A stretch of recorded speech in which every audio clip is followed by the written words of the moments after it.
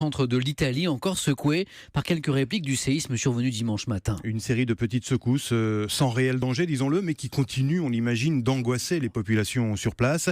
À Amatrice notamment, là où un premier tremblement de terre avait fait près de 300 morts au mois d'août dernier, les habitants se retrouvent au milieu de monuments et de bâtiments effondrés. Et beaucoup, Jean-Sébastien Soldaini, pour beaucoup, il n'est plus question de vivre sur place.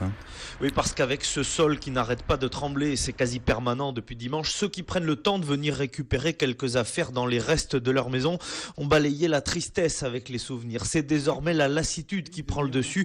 Agatha a 78 ans et elle ne voit plus de raison pour rester à Amatrice. La maison est debout, mais elle va être démolie car on ne peut plus y entrer.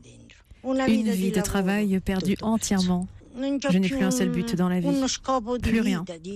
On ne dort plus et on ne vit plus. Ce qui avait été épargné en août a disparu dimanche matin. De nouvelles maisons sont tombées. Même Sergio Perozzi, le maire d'Amatrice, a du mal à cacher son pessimisme. D'après moi, ceux qui sont partis ne reviendront jamais. La peur prend le dessus sur la raison. C'est pour ça qu'aujourd'hui, il faut construire un nouvel hôpital et des restaurants. Si on a ça rapidement, on gagnera la partie. Sinon, ça deviendra un village pour personnes âgées.